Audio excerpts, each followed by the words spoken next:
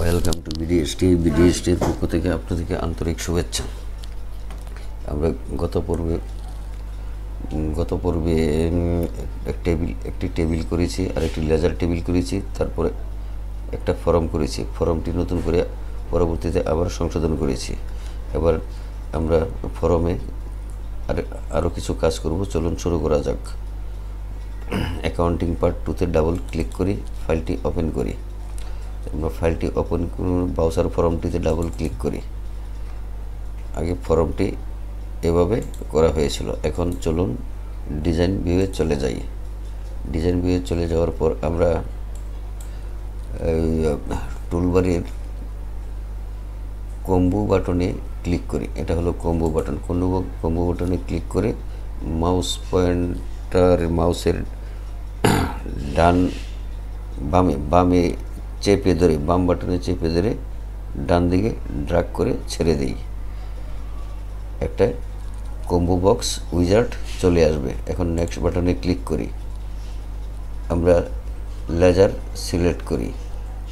Select করলাম। আবার এখান থেকে লেজার নেমটি ডান দিকে নিয়ে যাই।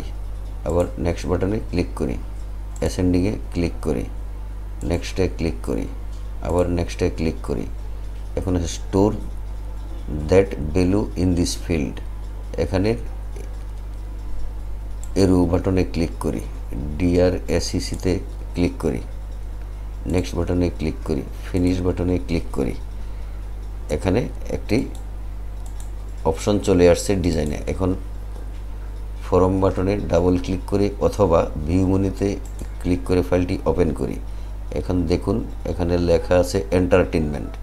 এখানেও যে কম্বো বক্সটা এঁকেছি সেটাও এখানে লেখা আছে এন্টারটেইনমেন্ট। এখন এখানে যদি আমরা সিলেক্ট করি, দেখুন ক্যাপিটাল চলে আসবে, DRSCC-তে ক্যাপিটাল। যদি আমরা সিলেক্ট করি এন্টারটেইনমেন্ট, চলে আসবে এন্টারটেইনমেন্ট। এভাবেই আমরা একটি DRSCC কম্বো বক্স অঙ্কন করেছি। চলুন আবার ডিজাইন ভিউয়ে চলে যাই। এখন আমরা DRSCC অর্থাৎ ডেবিট অ্যাকাউন্টটি ডিলিট করে দিই। ডিলিট করে চলে যাই, এটাকে ড্র্যাগ করে এখানে নিয়ে বসিয়ে দিই। এটাকে এদিকে টেনে নিয়ে আসি, এটাকে এদিকে টেনে নিয়ে যাই, এটা নিচ দিকে নিয়ে আসি, আরেকটু বামে টেনে নেই, অথবা এরুকিতে চাপ দিই, চলে যাবে। দেখি কি হয়েছে, বেশি গেছে না কম গেছে, আরেকটু যাবে, আরেকটু যাবে মানে বেশি গেছে কিনা এটা পরে দেখে নিই। এটাকে এদিকে টানি, আবার এটাকে এদিকে এখানে টানি, এটাকে এখানে টেনে লাগিয়ে দিই। খালি বাটনে ক্লিক করে দেখি। এখন Ctrl+S দিয়ে সেভ করি অথবা ফাইল মেনুতে যেয়ে সেভ করি, ভিউ মেনুতে ক্লিক করি। এখন এই অপশনটা এখানে চলে আসবে। এখন এখানে যদি আপনার এন্টারটেইনমেন্ট দেন, এন্টারটেইনমেন্ট সিলেক্ট করেন, এই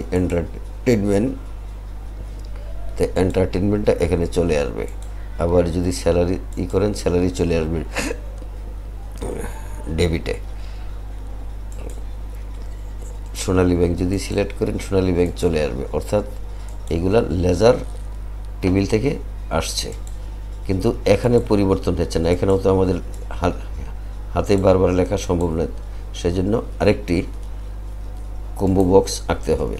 আমরা ডিজাইন ভিউয়ে আবারও চলে যাই। চলে দিয়ে কম্বো বক্সে টুলসে ক্লিক করি, আবার খালি জায়গায় ড্র্যাগ করে ডান দিকে টেনে ছেড়ে দিই। আবার নেক্সট বাটনে ক্লিক করি, লেজার সিলেকশন আছে, আবার নেক্সট বাটনে ক্লিক করি। প্রথম এরো বাটনে ক্লিক করে লেজারকে ডান ঘরের বক্সে নিয়ে যাই। আবার নেক্সট বাটনে ক্লিক করি, অ্যাসেন্ডিংয়ে ক্লিক করি, আবার নেক্সটে ক্লিক করি, নেক্সটে আবার ক্লিক করি। এখন এই store that value in this field এর ডান পাশের এরো বাটনে ক্লিক করি। এখন CRSSC সিলেক্ট করি, অর্থাৎ ক্রেডিট অ্যাকাউন্ট। তাহলে নেক্সট বাটনে ক্লিক করি, ফিনিশ বাটনে ক্লিক করি, আবার ভিউ মেনুতে চলে যাই। এখন এই লেজার টেবিল থেকে সবগুলা এখানে চলে এসেছে। আবার ডিজাইন ভিউয়ে চলে যাই। এটাকে এই CRSSC অর্থাৎ ক্রেডিট অ্যাকাউন্টটি ডিলিট করে এই বক্সটি এখানে নিয়ে যাই, এখানে বসিয়ে দিই। এটাকে টেনে পূর্বেরগুলোর সাথে মিল করে সাজিয়ে নেই। আরেকটু যাবে, আরেকটু নেই, ব্যাস। এটাকে টেনে এখানে নিয়ে আসি, এটাকে টেনে এখানে নিয়ে আসি। বেশি চলে গেছে মনে হয়, এটাকে টেনে নিচ দিকে নিয়ে আসি। এটাকে আরেকটু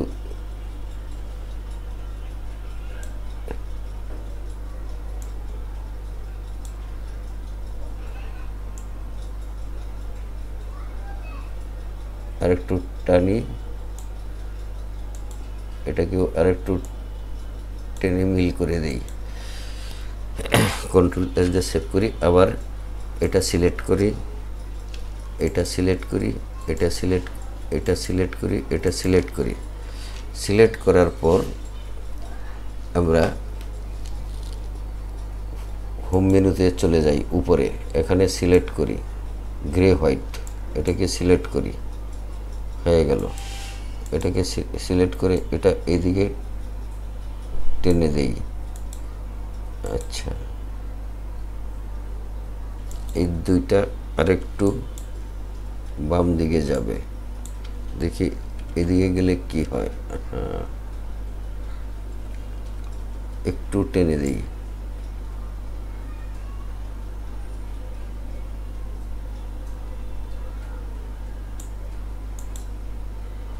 ব্যাস, এটা আর এটাকে আরেকটু ডান দিকে টেনে দেই, এটাকে আরেকটু এদিকে টেনে দেই, এটাকে এইদিকে টেনে লাগিয়ে দেই, বেশি চলে গেছে, আরেকটু টানি। ঠিক আছে, এবার এটাকে আবার টানি, এটাকে আবার একটু টানি। এখন মনে হয় কিছুটা সুন্দর হয়েছে। কন্ট্রোল এস দিয়ে সেভ করি। চলুন এখানে দেখি। আমরা এই ট্রানজ্যাকশন টেবিলটা ডাবল ক্লিক করে ওপেন করি। দেখুন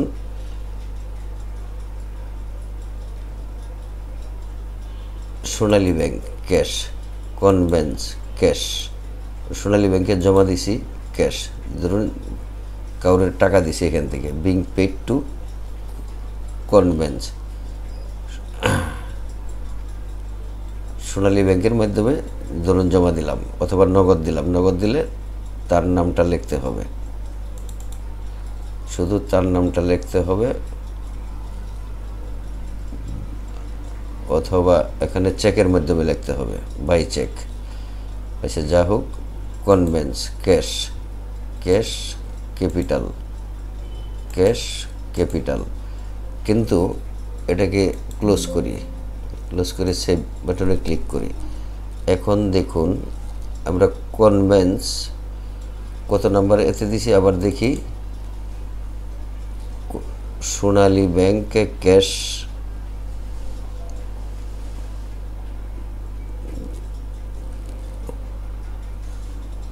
জমা দিছি সোনালী ব্যাংকে, ধরুন কত টাকা, 500 টাকা। তা আমরা আবার বাউচারে চলে যাই। এটা কত নাম্বার, একেবারে 1 নাম্বার সোনালী ব্যাংক। এখানে লিখব being deposit to Sonali bank. আমরা এখানে লিখে দিই deposit cash. Deposit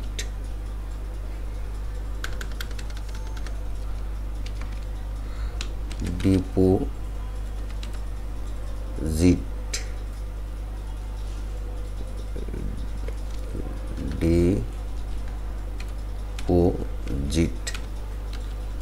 deposit to Sonali bank by mister M S. Kabir এর মাধ্যমে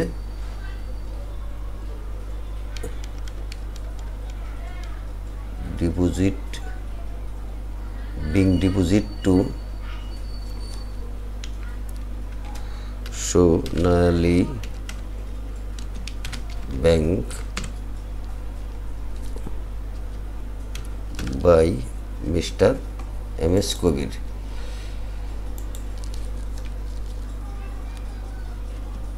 M S. Kabir go to Sonali bank.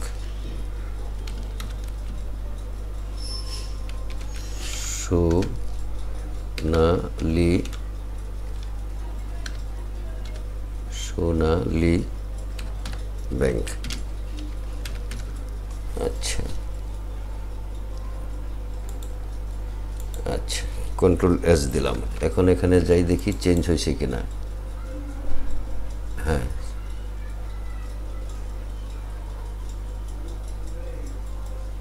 Sonali bank, বানানটা ভুল হয়েছে এখানে। সোনালী bank,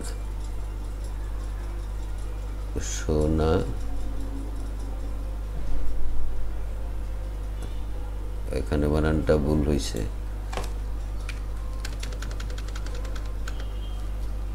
Sonali bank by mister M S. Kabir. Ctrl+S দিই। এখন দেখুন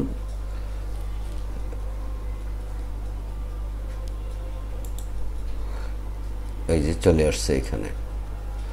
আচ্ছা, এখন আমরা এটাকে ক্লোজ করি। ক্লোজ করার পর ফর্মটা আবার ওপেন করি। ওপেন করে দেখুন তার পরেরটা কি আছে, পরের ট্রানজ্যাকশনটা কি আছে। Convince cash. আচ্ছা, কনভেন্স ক্যাশ। আচ্ছা, ক্যাশ, তারপরেরটা ক্যাশ, ক্যাশ ক্যাপিটাল। আচ্ছা, এখন দেখি লেজারে আমাদের কি আছে। ধরুন লেজারে যদি অন্য কিছু থাকে তাহলে আমরা কি করতে পারি।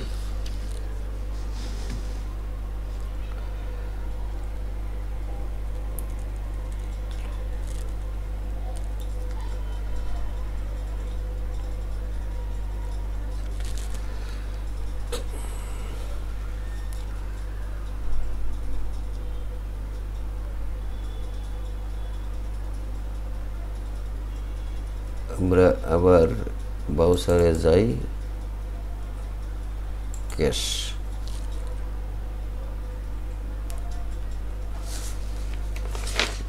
ব্রাউজারে যাই,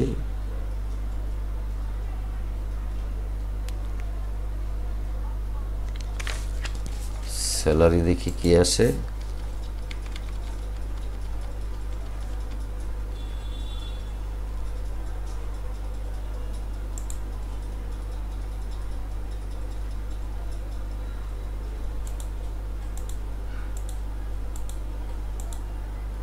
আচ্ছা, আমরা স্যালারি নাই, ধরুন স্যালারিটা নাই।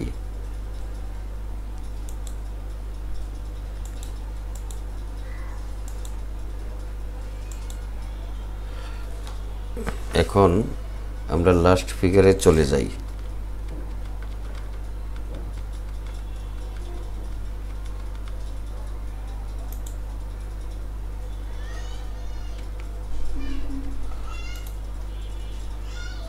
ট্যাবে ডিজাইন ভিউ চলে যাই, ট্যাবে ক্লিক করি, ক্লিক করে ওটু অর্ডারে ক্লিক করি, ওকে দেই, কন্ট্রোল এস দেই, এখন আবার ট্যাব দেই, 5, এটা 5-এ আছি, 6-এ। এখন আমরা এখানে ডেট দেই, একটা ডেট দিই, যেমন ধরুন 20 তারিখ ডেট দিলাম। এমপ্লয়ি স্যালারি লিখলাম, employee salary by employee salary paid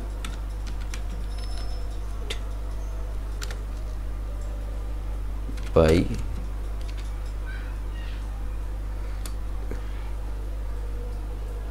আমরা এটা দেব না, এটা দেব না, আমরা এখন লিখব মিস্টার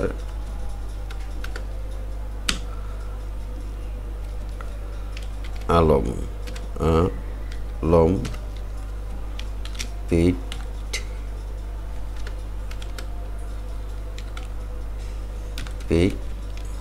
টু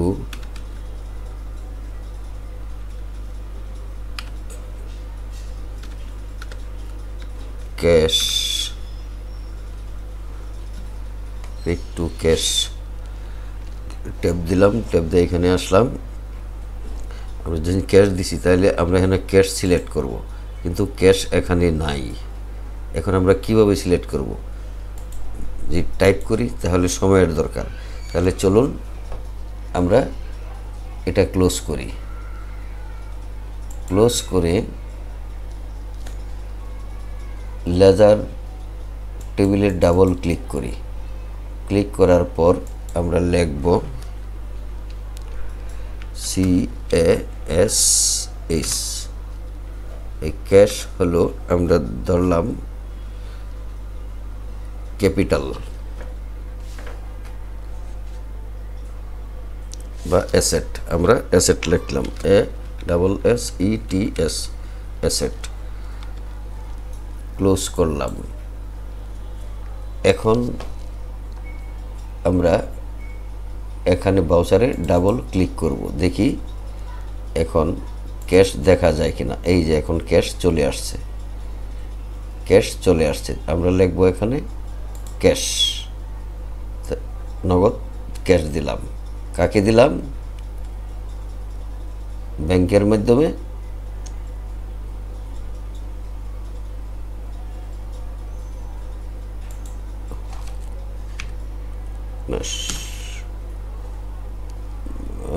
এটা তো 1 নম্বরে দিলাম, ক্লোজ করে দিই আবার। এখন এটাকে ডাবল ক্লিক করলাম, আমরা নেক্সট বাটনে একবারে সর্বশেষ বাটনে চলে যাই। এর আগেরটাই কি আছে একটু দেখে নেই। আলম টু ক্যাশ, আমরা কি দিলাম? নগদ ক্যাশ দিলাম। তাহলে এখানে আসবে আলমের নাম, অর্থাৎ আলমকে দিলাম। কোথায় কোথেকে দিলাম? অ্যাসেটের মাধ্যমে, অ্যাসেটের মাধ্যমে দিলাম। তাহলে অ্যাসেটের বিপরীতে কি আছে? কাকে দিলাম? আলমকে। আমরা ক্যাশ দিলাম, অথবা ধরুন আমরা দিলাম, ওই উৎসব ভাতা দিলাম। তাহলে লিখবো এখানে mister Alam paid two entertainment, paid two entertainment, entertainment, একটু সহজ করে বোঝাই, মানে উৎসব ভাতা দিলাম। কাকে দিলাম? আলমকে। আমরা কি উদ্দেশ্যে দিলাম? উৎসব হিসাবে। তাহলে উৎসব ভাতাটা, উৎসবটা এখানে চলে আসলো। এখন কি দিলাম? ক্যাশ দিলাম। তাহলে এখানে ক্যাশ চলে আসছে। কত দিলাম? ধরুন 200 টাকা বা 2000 টাকা দিলাম।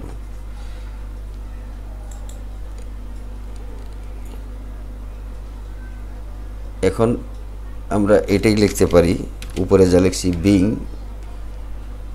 ING বিং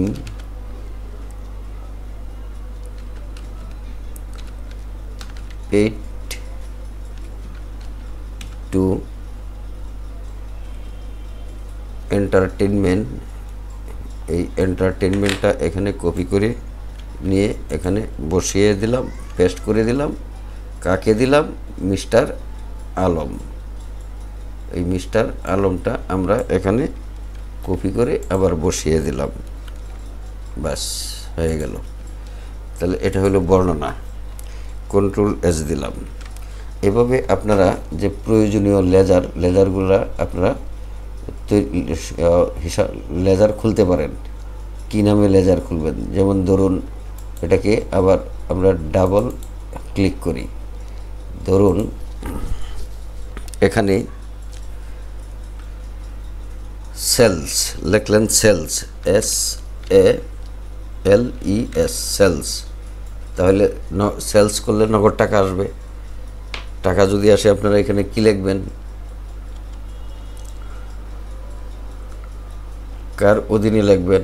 এখানে লিখতে হবে অ্যাসেট, যেহেতু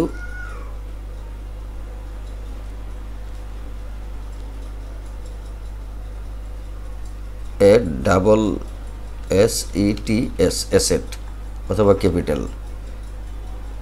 এটাকে ক্লোজ করলাম। ক্লোজ করার পর আমরা সর্বশেষে চলে গেলাম। এখানে লিখুন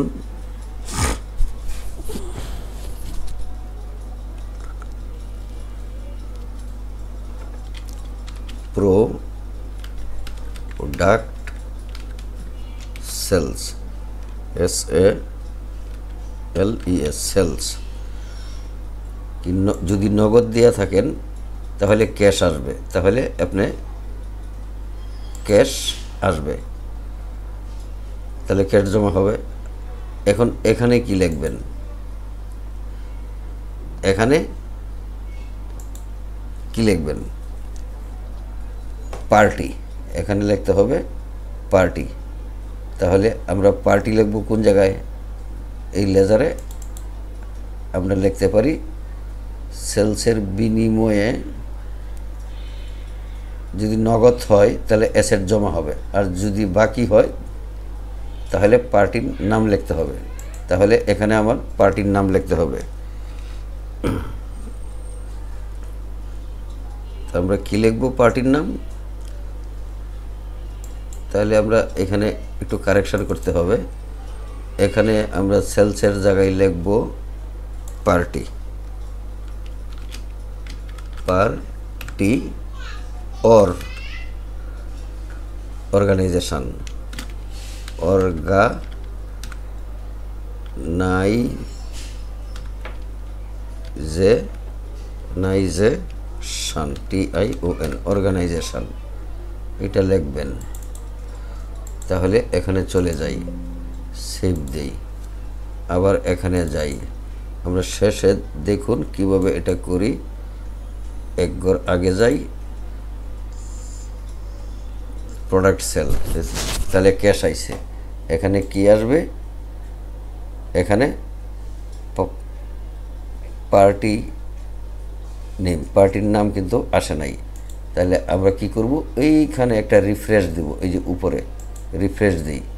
এখন আবার চলে যাই, এখানে দেখেন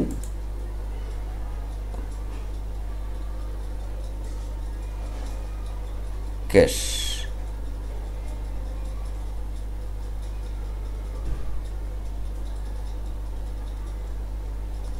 সেলস আইসা গেছে। এই যে সেলস, আমরা কি করছি?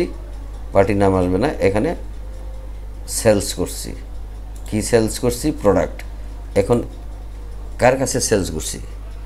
যদি বাকিতে হয় তাহলে এনে লিখতে হবে বাকি, বাকিতে এটা বিক্রয় করা হলো। আর যদি নগদ হয়, যদি বাকিতে হয় তাহলে তাহলে এখানে আসবে সেলস হিসাব, আর এখানে আসবে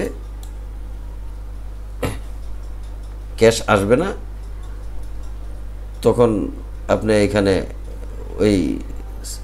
এখানে যদি সেলস আসে, এখানে ক্যাশটা বাকি পড়ে থাকবে, তখন এখানে এই ক্যাশ লিখতে হবে, আর এখানে বিবরণে লিখতে হবে এটা বাকি রয়ে গেছে, তখন এটা ক্রেডিটে পড়ে থাকবে, ক্রেডিটে দেখাবে। তাহলে আমরা এখানে লিখতে পারি, ধরুন পাইছি, আমরা নগদ পাইছি being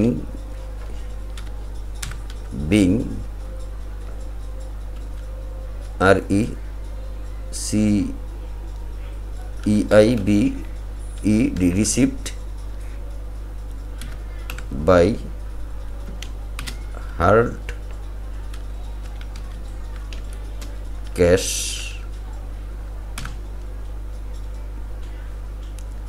sales product, LES sales product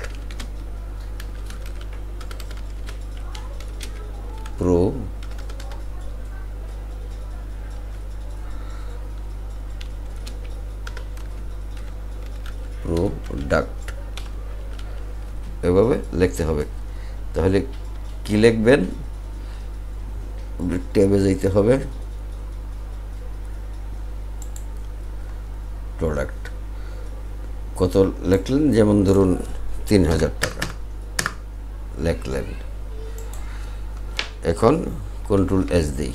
আমরা মোটামুটি কীভাবে লেজার করে ওপেন করে সেটা আমরা শিখিয়ে দিয়েছি, তবে যারা অ্যাকাউন্টিংয়ের ছাত্র তারা ভালো এগুলা বুঝতে পারবেন। এখন এটা আপনার প্রিভিউ দিলে এটা আপনি প্রিন্ট দিতে পারবেন না। দেখুন প্রিন্ট প্রিভিউয়ে যাই, এই প্রিন্ট প্রিভিউয়ে এভাবে আসবে, তো এইভাবে তো আপনি প্রিন্ট দিতে পারবেন না। সেটার জন্য আমরা আলাদা একটি ফর্ম তৈরি করব এটার সাথে মিলিয়ে। আপাতত এটা ক্লোজ করে দিই। ভিডিওটি ভালো লাগলে চ্যানেলটি সাবস্ক্রাইব করে বেল বাটনটি ওপেন করে দিন এবং একটি লাইক বাটনে ক্লিক করে দিন। আপনাদের সকলকে ধন্যবাদ। সুখে থাকুন, ভালো থাকুন।